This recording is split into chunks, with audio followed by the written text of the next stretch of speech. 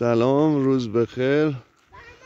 اینجا بهش میگفتن محله دریا، از توابع شهر کرمان، شهرستان گلباف.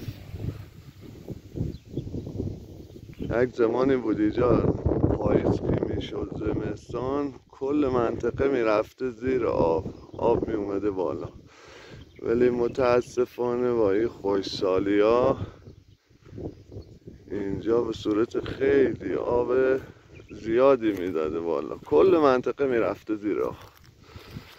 ولی خب دیگه الان خشکسالی شده و هنوزم کسی هم لایروبی نمیتونه بکنه یا میترسه.